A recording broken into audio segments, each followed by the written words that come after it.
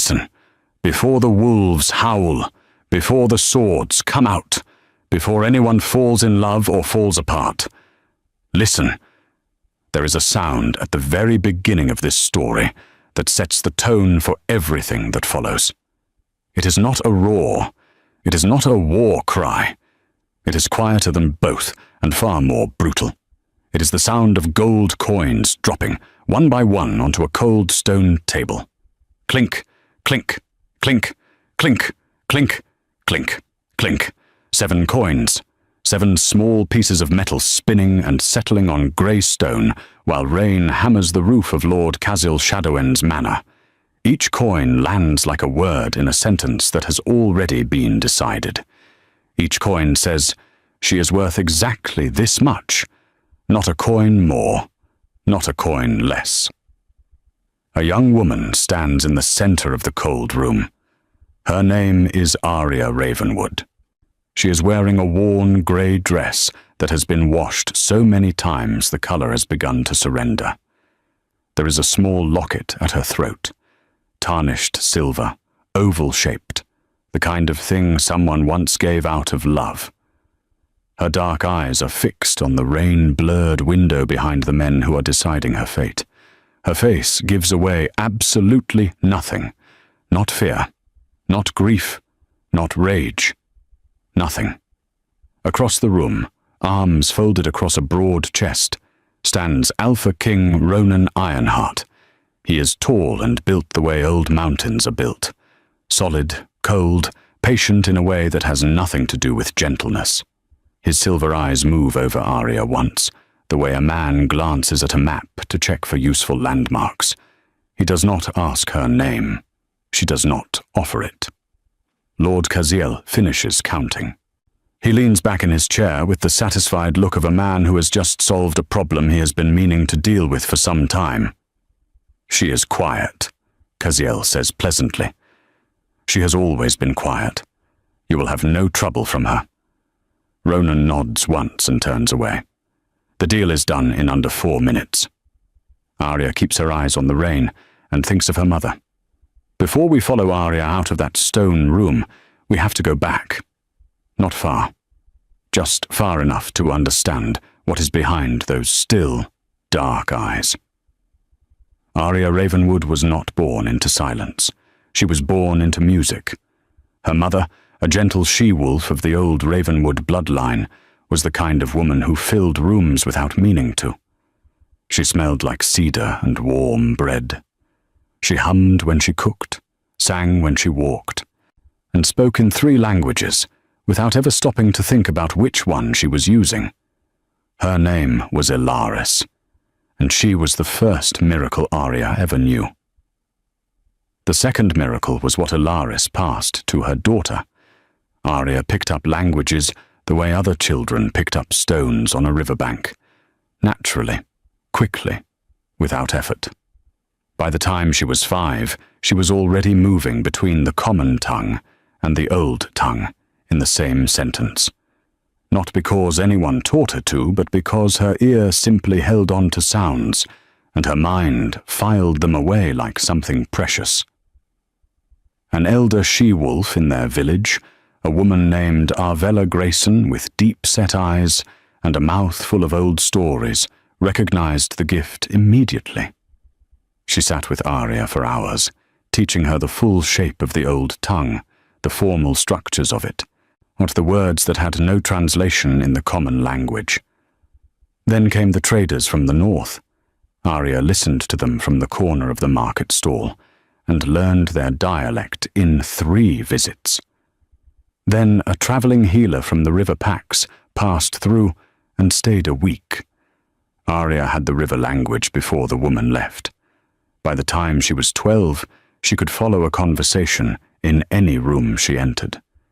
She could sit in a crowd of strangers and understand every whisper, every aside, every unguarded comment spoken in a foreign tongue by people who believed they were safe. Her mother called it a miracle. Arya called it just listening. Then her mother fell ill. Ilaris faded in the way that strong people sometimes do. Not suddenly, not dramatically, but steadily, like a lamp running low on oil. Arya sat beside her every night. She held her hand. She told her stories in all the languages she knew, hoping that one of them contained the words that could fix this. None of them did. 3 months after the first cough, Ilaris Ravenwood was gone. The warmth left the world with her. Kaziel Shadowend arrived with legal papers and a smile that never reached his eyes. He was her mother's distant cousin by marriage, which made him, on paper, Arya's guardian. In practice, it made him her warden. In his household, she was useful as labor and invisible as a person. She cleaned and cooked and mended and kept herself small. For a while she spoke, quietly, carefully, only when necessary. She answered questions. She said yes and no and thank you in all the right places. She was not trying to make herself liked. She had learned that much. But she had not yet learned the full lesson about what words could cost. The lesson came on a winter evening when Kaziel's guests were gathered at the dinner table, and he made a statement, casually, confidently, that was simply wrong.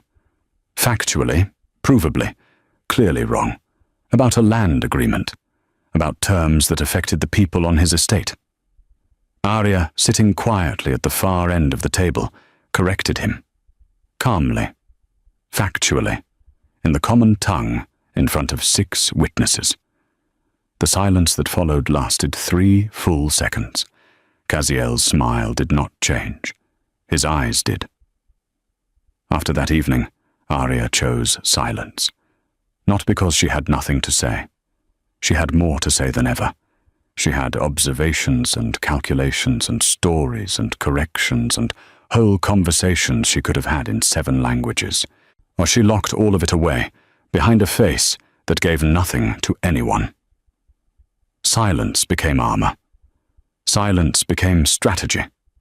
Silence became the one thing no one could take from her and use against her, because they didn't even know she had it. She carried it with her into Kaziel's stone room on the day Ronan Ironheart arrived. She carried it past the 7 coins. She carried it into the carriage that pulled away from the only life she had ever known. She pressed her fingers around the locket at her throat and breathed.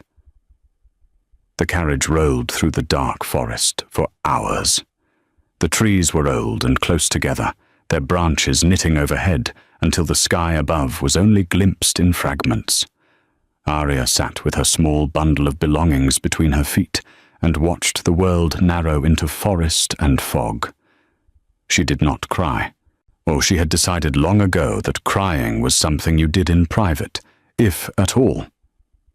And she was not alone. Ronan sat across from her, reading documents by the light of a small lantern. He did not look up at her. She studied him the way she studied everything, carefully, without letting him know she was doing it. The set of his jaw, the controlled stillness of him. He was not relaxed. He was managed. There was a difference, and Arya, who had spent years reading rooms and the people in them, felt it immediately. He was not a man at peace. He was a man holding himself in place. She filed that away, said nothing.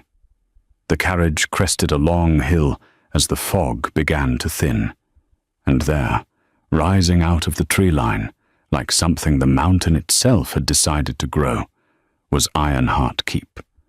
Stone towers, dark windows, now walls that had stood for generations and looked like they intended to stand for several more. It was cold and ancient and permanent in a way that most things in Arya's life hadn't been. She told herself she had survived cold before. The courtyard went quiet when the carriage passed through the gates. Warriors who had been drilling stopped drilling.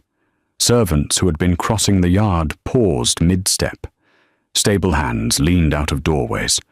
Word moved through the keep faster than the carriage did, passed from mouth to ear in low, rapid whispers.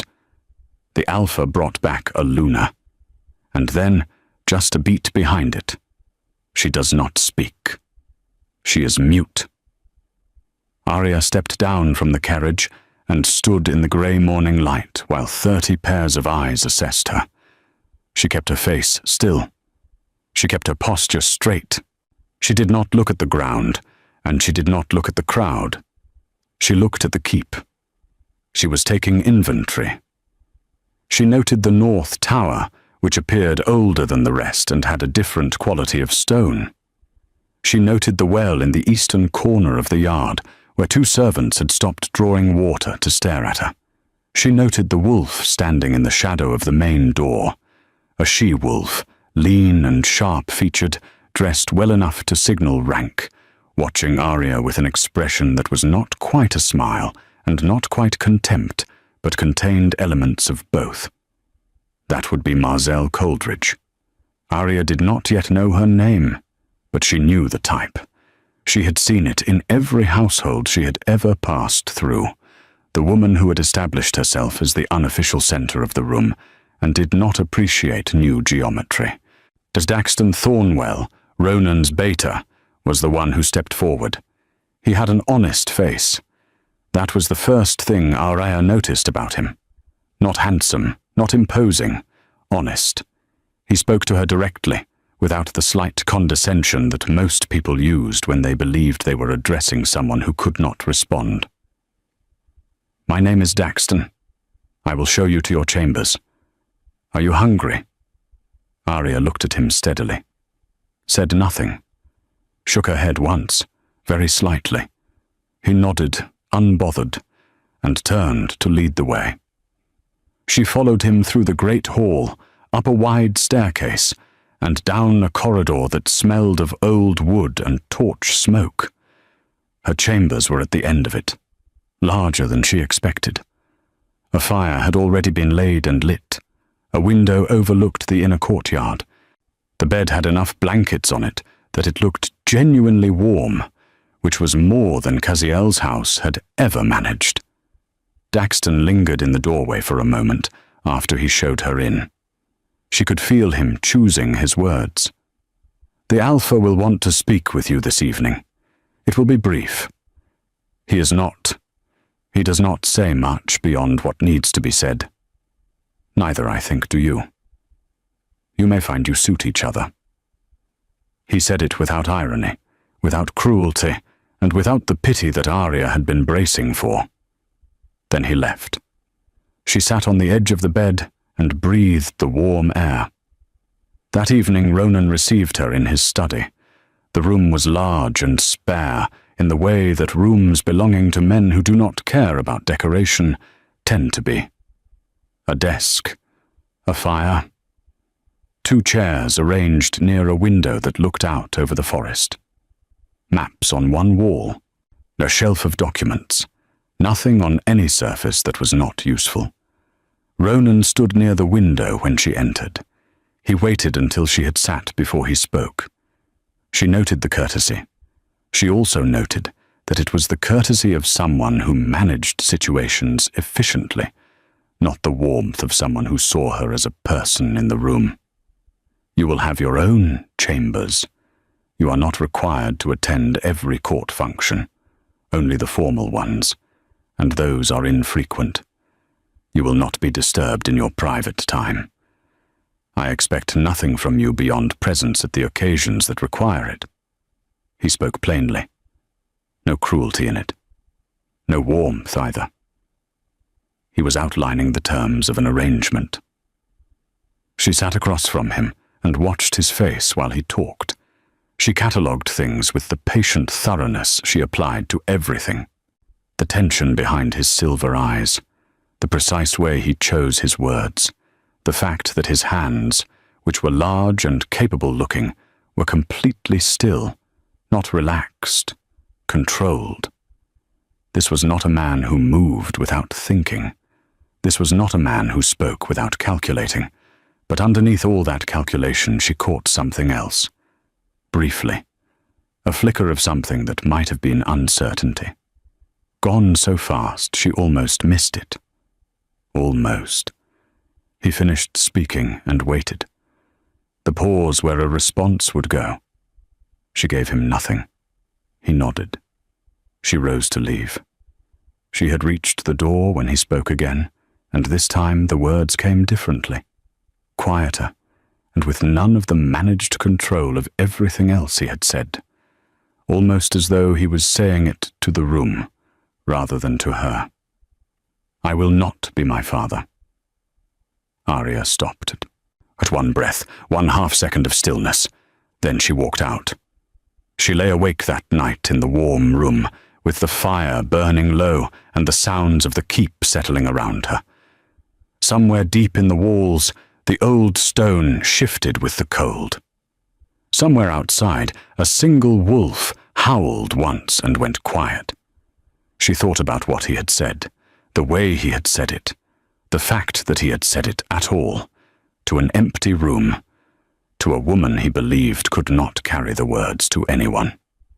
She thought, "Neither will I." Within a week, Arya knew the rhythm of Ironheart Keep better than most people who had lived there for years. Silence did that. When you never spoke, people forgot you were listening. And when people forgot you were listening, they said everything. She moved through the keep like water, present everywhere, noticed by no one. She learned which corridors the kitchen staff used for shortcuts, and which ones the warriors used when they did not want to be seen. She learned which council members arrived early to meetings, and which ones arrived late, and why the difference mattered. She learned that Marzel Coldridge held quiet influence over 3 of the senior she-wolves on the council, and that this influence was built less on authority and more on fear of Marzel's tongue. She learned, over a breakfast she attended silently at the edge of the long table, that a warrior named Riker Westfall had passed a folded note to a council member named Orion Veilhart between the first and second course. The exchange was fast and small enough that she was almost certainly the only one who caught it. She noted the fold of the paper, the direction of the pass, or the 1/2 second of eye contact between the 2 men afterward. She filed it, said nothing. The library became her favorite room in the keep. It was warm and quiet, and had the particular quality of stillness that rooms full of old books tend to have, as though the words inside them have weight that muffles other sounds. She went there every afternoon after the noon meal and read for 2 hours, sometimes 3. She had made her way through 2 shelves already, choosing books in whatever language they happened to be written in, switching between the common tongue and the old tongue, and once, with considerable pleasure, a text in the northern dialect that she was fairly certain no one else in the keep could have read. It was in the library that Ronan began to notice her. She was aware of it before she acknowledged it. She felt his gaze the way you feel a change in temperature, not dramatically, just as a shift in the quality of the air. He would pass the doorway. He would slow. He would sometimes stop. He never came in when she was already there. She assumed he would not want to share the space with someone he had not expected to find there. Then one morning, she looked up from a page and found a book she had not placed sitting on the windowsill beside her chair. Old, thick, bound in dark leather. She opened it. It was written partly in the old tongue. She looked at the doorway. Empty. She held the book for a moment. Then she began to read. The gifts continued in small ways that Ronan never acknowledged. A warmer blanket left folded over the back of her library chair. A plate of food outside her chambers on an evening when she had not come down to dinner. She did not call attention to these things, and neither did he. But she noticed every one of them. The morning that changed the temperature between them came without warning. She was in the library, halfway through the leather-bound text, when she became aware that someone had entered and sat down across the table from her. She looked up. Ronan was there, a stack of his own documents in front of him, reading with the focused attention of a man who intended to work. He did not greet her. She did not greet him. He settled in and began. They sat like that for almost an hour. Two people reading in the same room, the fire between them and the quiet around them, and neither one moving to break either. At some point, without meaning to, she looked up.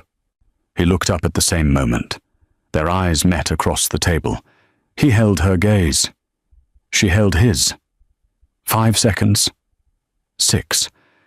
Something moved in his expression that she could not name. It was not surprise. It was not warmth exactly. It was more like recognition. Like a man who has been looking for something for a long time and has just seen the shape of it without knowing yet what it is. He was the first one to look away. He gathered his documents and left without a word. Arya sat very still for a long moment after he was gone. Then she returned her eyes to her page. But she didn't read. She was thinking about the expression she had just seen on the face of Alpha King Ronan Ironheart, and she was beginning to understand that this situation was considerably more complicated than 7 coins on a stone table. That same evening, near the end of the dinner hour, Orion Valahart addressed a remark to the warrior beside him in the old tongue. He said it at low volume, in the casual tone of a man certain no one nearby would understand him. It was dismissive and cruel, a comment about Arya's presence at the table, about the kind of woman who makes for a convenient wife, about the fact that a mute Luna was at least better than a demanding one. Arya's hand tightened on her cup, just once, just for a second. But it was visible. Ronan, seated beside her, caught it. She watched the shift happen in him, the silver eyes moving from her hand to Orion's face with a slowness that was more dangerous than speed. He said nothing. He simply looked at Orion with an expression that stopped the older man mid-sentence and did not let him finish it.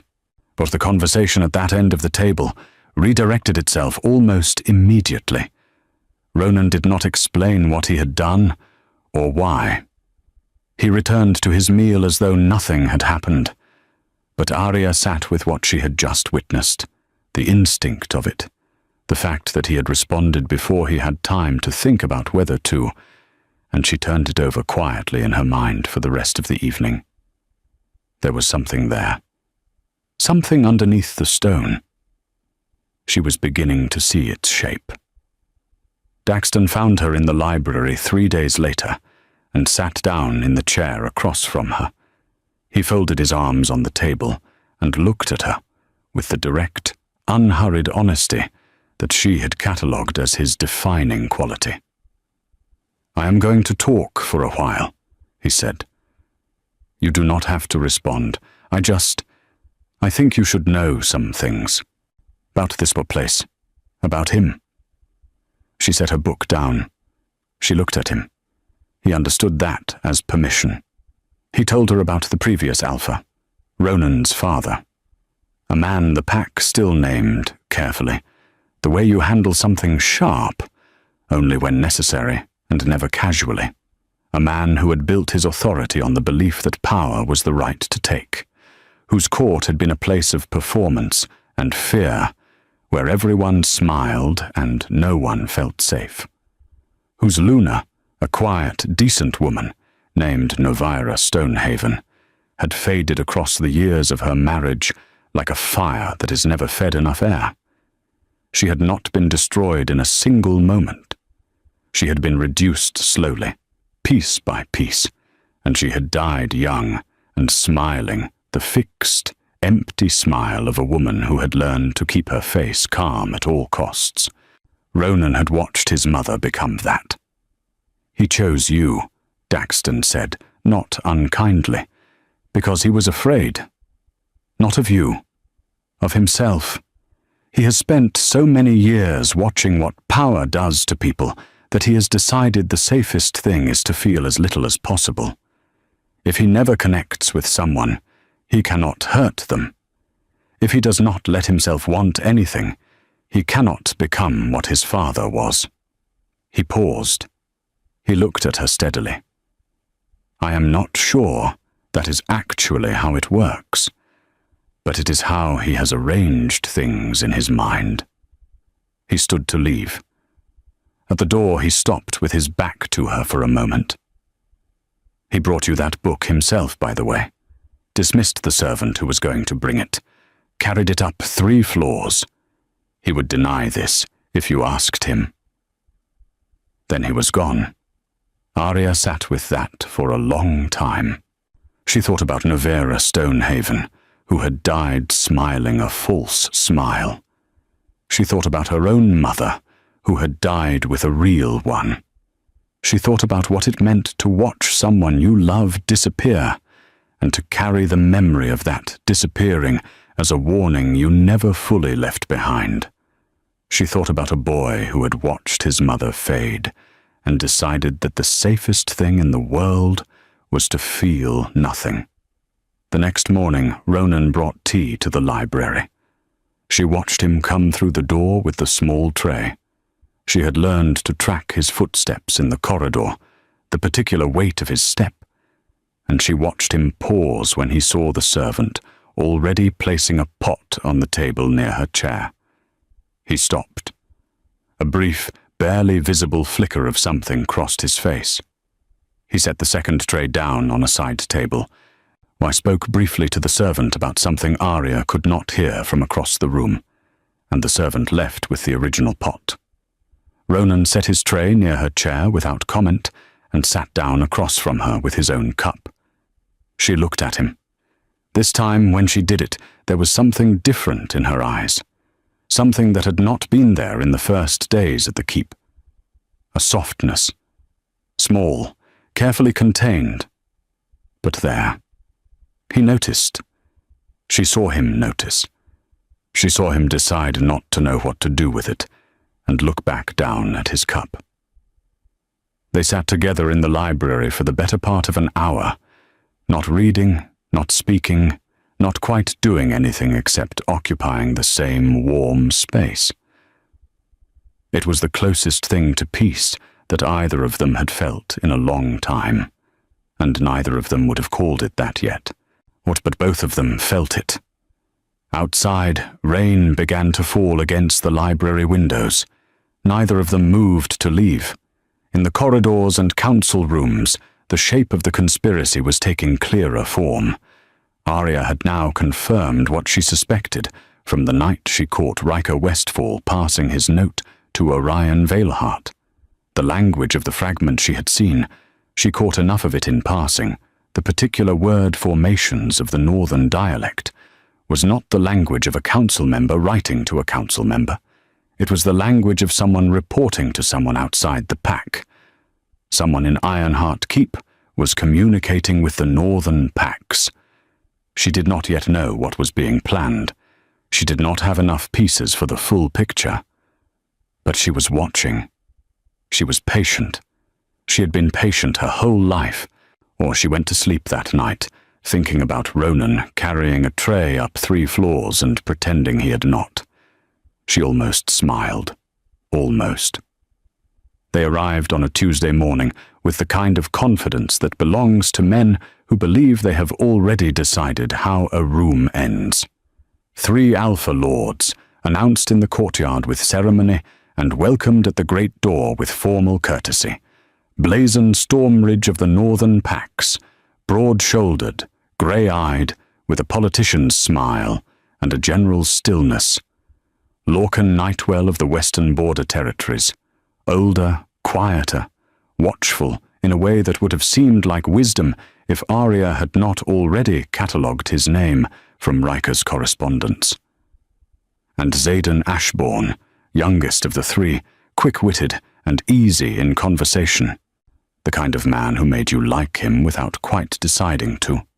They came with gifts, fine wine from the northern vineyards, a ceremonial sword from the western packs, a hand-drawn map from Ashbourne, presented with a joke that made the assembled warriors laugh. Ronan received them all with measured hospitality. He was good at this. The management of rooms, the projection of authority without aggression, the particular art of being the most important person in a space without needing to announce it. Arya, standing a careful few steps behind him during the receiving, watched Blazon's eyes move around the great hall with the quiet efficiency of a man taking inventory. She took inventory of him taking inventory. The banquet that evening was the grandest Arya had attended since arriving at the keep. The great hall was lit with torches and set with the formal table service.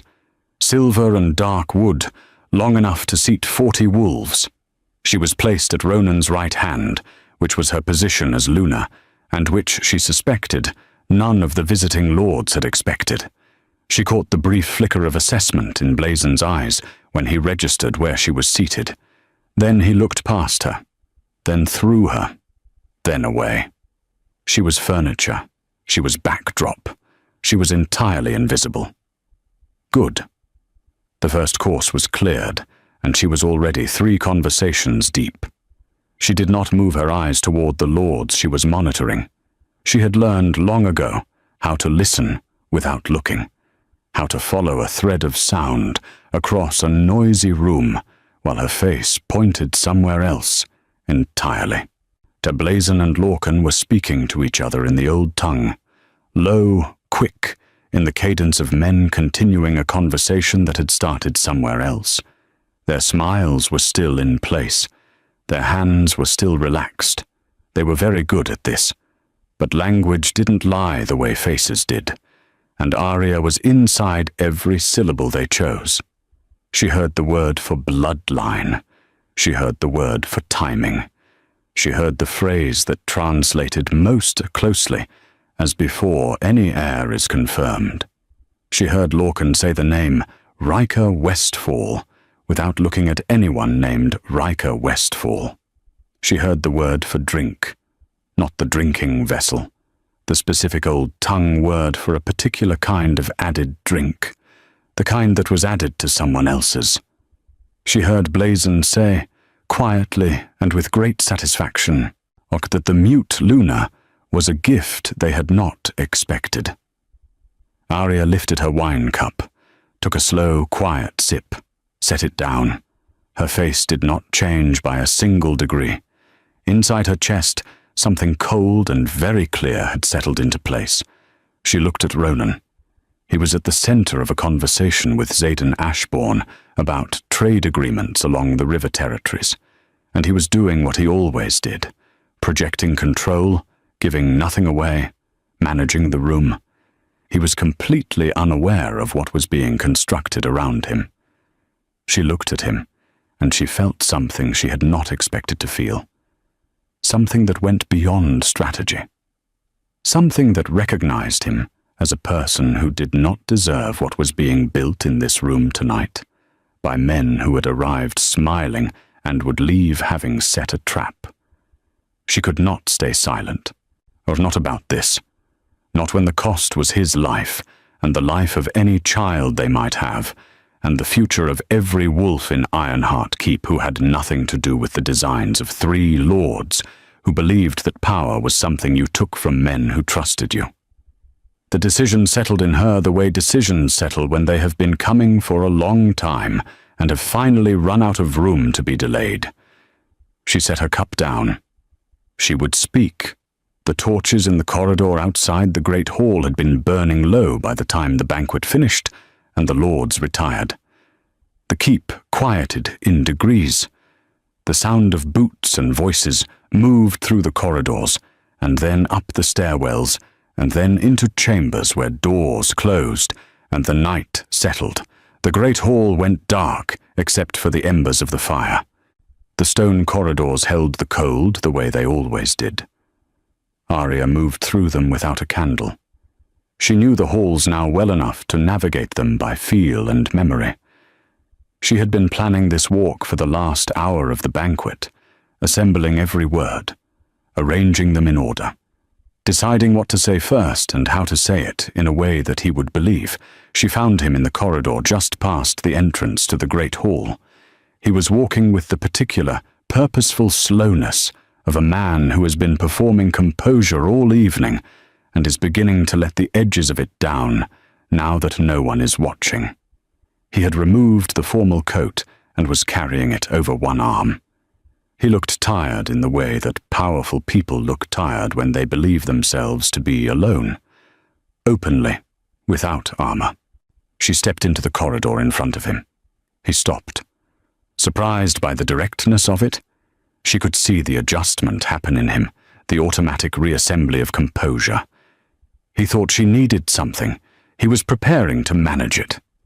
She reached out and placed her hand on his forearm, the first time she had ever touched him, willingly. She felt the muscle beneath the fabric tighten slightly, and then hold still, and she looked up at him and held his gaze. He opened his mouth. She spoke.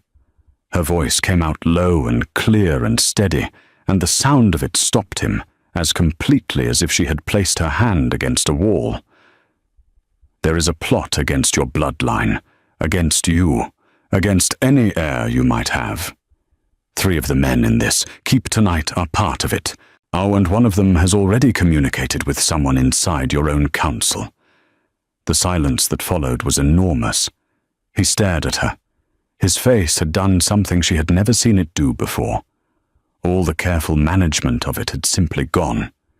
It was just a face, wide open with shock, and inside the shock something that looked almost like vertigo, the particular feeling of the ground moving when you were certain it was solid.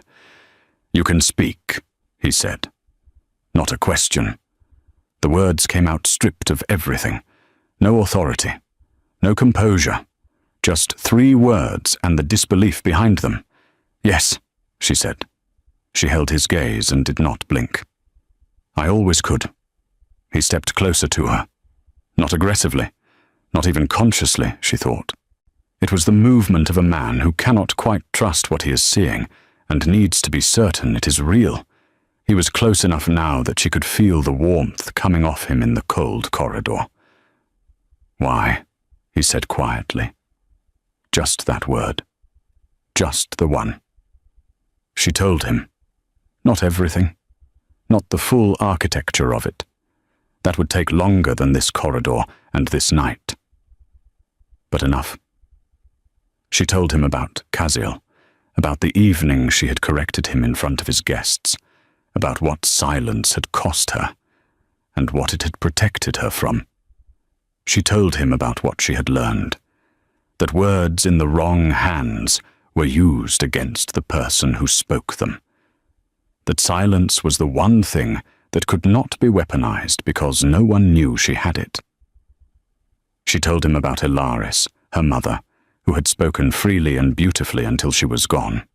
She told him that she had locked her voice away the way you lock away something precious when you no longer believe the place you are in is safe enough to hold it. While she spoke, something in his face changed. The stone. And there was so much stone in him. She had understood that from the first night. Began to shift.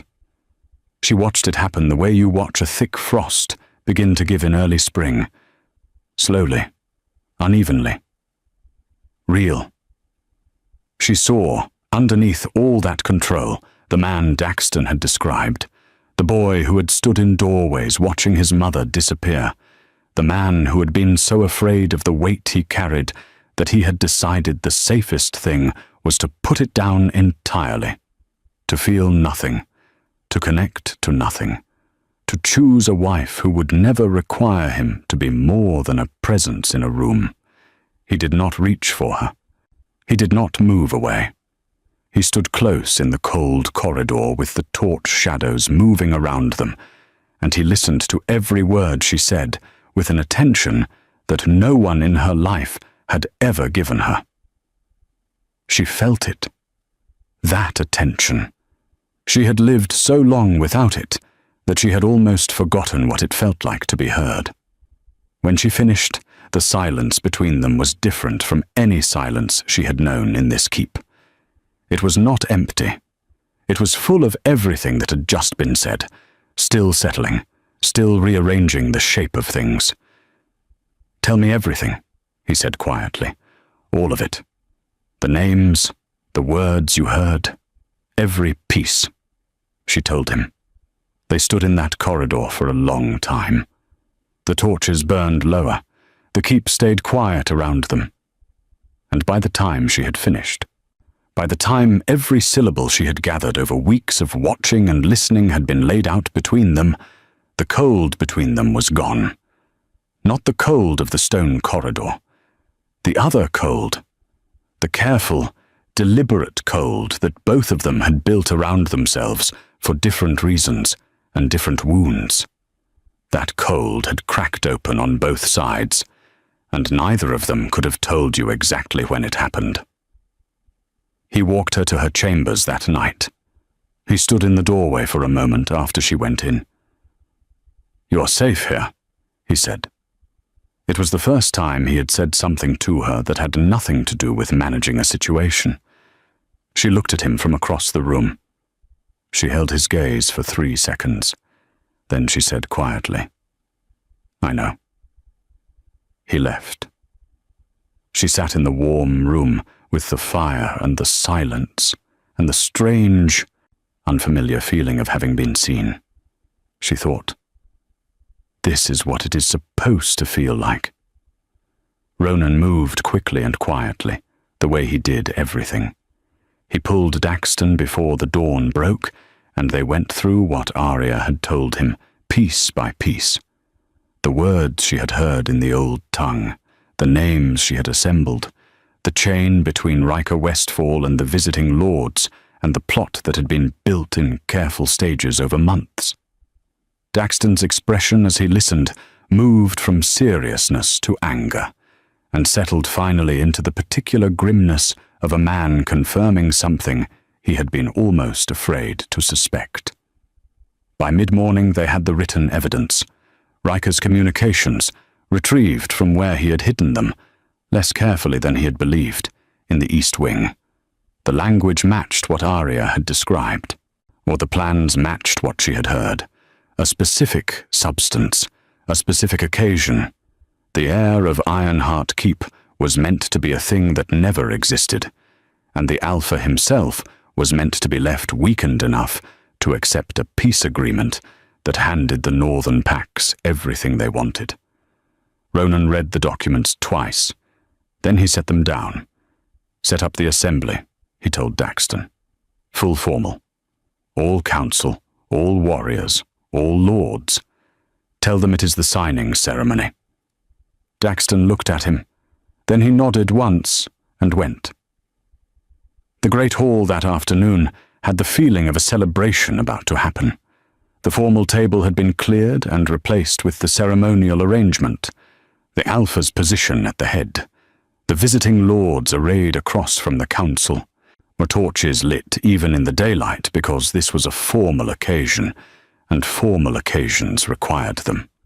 Blazon Stormridge arrived looking settled and satisfied. Lorcan Nightwell beside him, with the careful pleasantness of a man containing something. Xaden Ashbourne smiling as he always smiled, easy and warm, the performance of it so practiced that Arya suspected he had nearly forgotten it was a performance. The room filled, every senior warrior, every council member. Marzel Coldridge, positioned with characteristic precision near the front where she could see everything. Orion Valahart, who had not looked at Arya since the dinner where Ronan had stopped him, mid-sentence. Ronan took his place at the head of the room. The assembly quieted. He looked out over the gathered wolves for a long moment. Then he stepped aside. Arya walked forward. The room went completely still. She stood in the center of the great hall, beneath the torchlight, and she let the silence hold for a breath. She had spent years inside silence. She understood its weight. She knew how to use it. Then she spoke. She began in the common tongue, clear and unhurried, her voice carrying to the far edges of the hall without effort. She had a voice made for rooms, and she hadn't used it in so long that the room itself seemed to notice. She named the conspiracy. She named the men. She laid out the plan with the calm precision of someone who had been listening to every syllable of it being assembled, and had missed nothing. Blazon's smile began to slip. Then she shifted to the old tongue. The effect was immediate and visceral. She heard the intake of breath from multiple directions. People who understood the old tongue, and who now understood that the woman standing at the center of the hall had understood every word spoken in it at that banquet table. She reproduced phrases with perfect accuracy. She reproduced the word for bloodline, the word for timing, the phrase about the air, the specific word for what they had planned to add to a drink and when. She reproduced them in the voices and rhythms in which she had heard them, and the accuracy of it was so precise that it was not testimony. It was a recording. Lorcan Nightwell had gone pale. Blazon's hands, Arya noticed without looking at him directly, had moved to the arms of his chair. Then she said one sentence in the northern dialect. A specific exchange between Blazon and Lorcan, spoken quietly near the end of the banquet, when they had believed themselves to be at the edge of anyone's attention. Something personal and specific and entirely internal to their circle. Something that no one outside that circle could have known. Something that couldn't have been guessed or assembled from other information. She watched Blazon's composure come apart. It didn't happen dramatically. It happened the way composure falls when the foundation it was built on is suddenly gone. He simply had nothing left to maintain the performance with.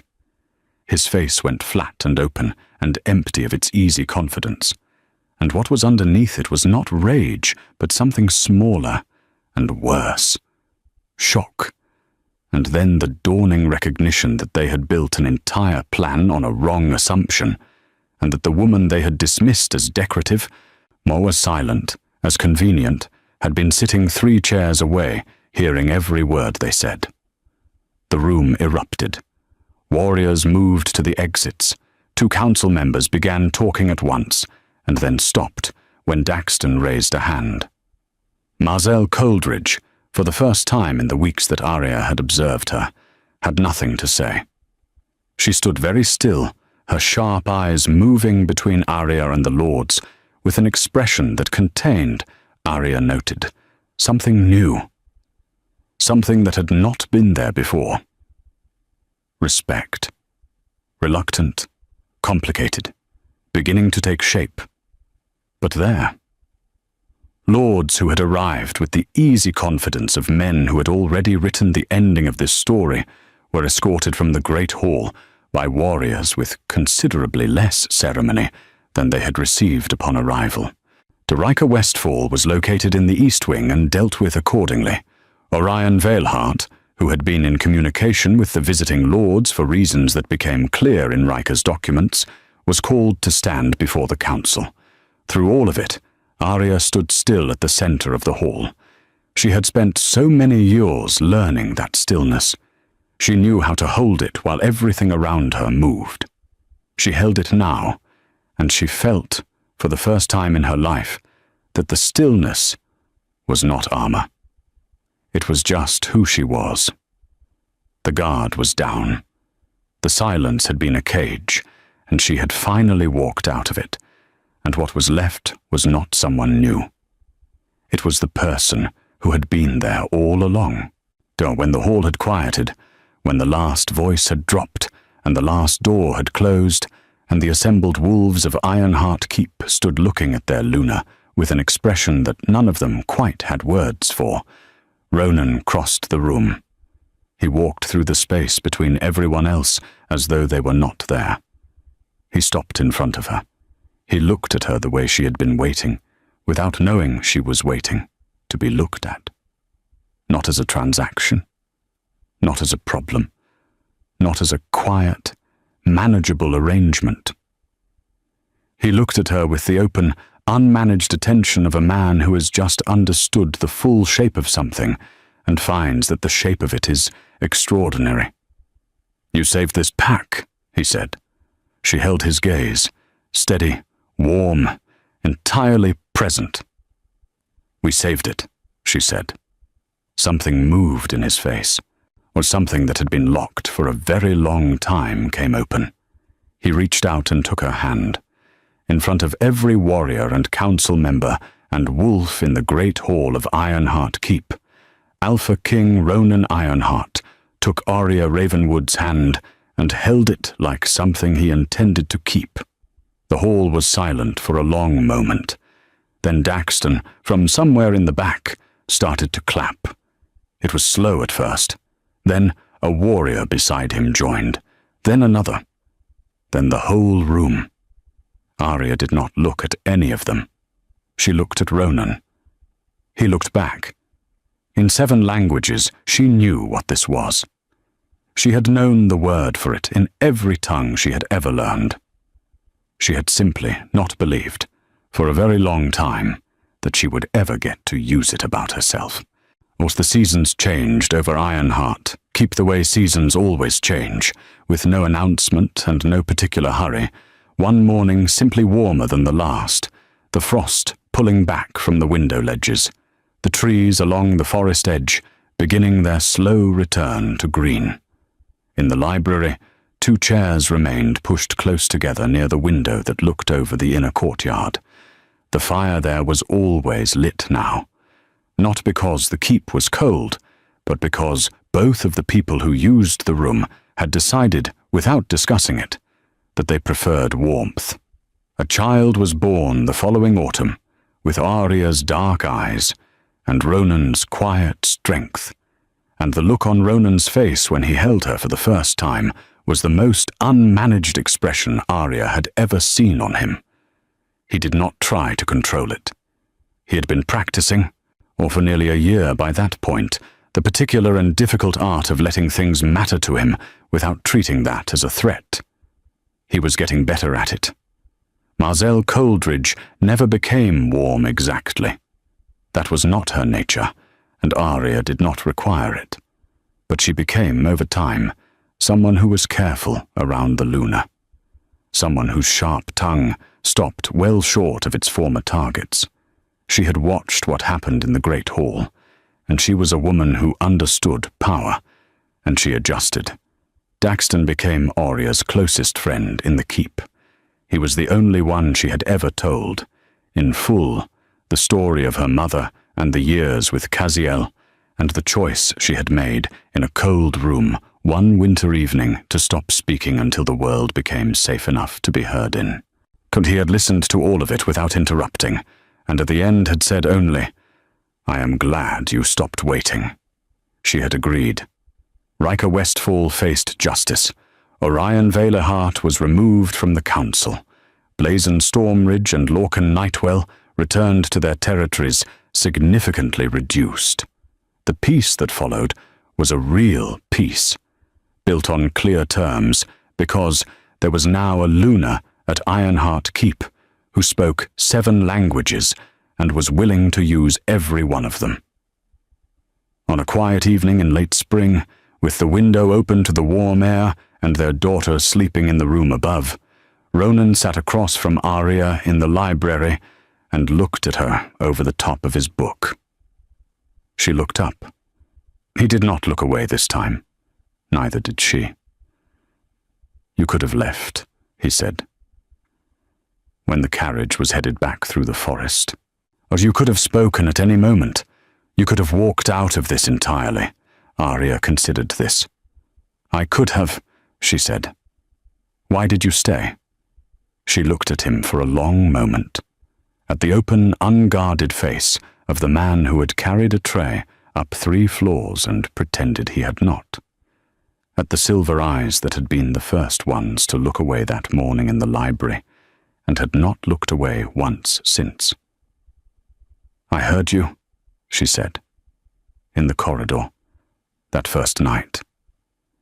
You said you would not be your father. She paused. I believed you. He held her gaze. The firelight moved across the walls of the room. Outside, somewhere in the forest, a wolf howled once, low and long and full, and was answered from 3 different directions. Arya's voice, once her most guarded secret, had become the most beloved sound in the kingdom. And Ironheart Keep, which had been cold for a very long time, was finally warm.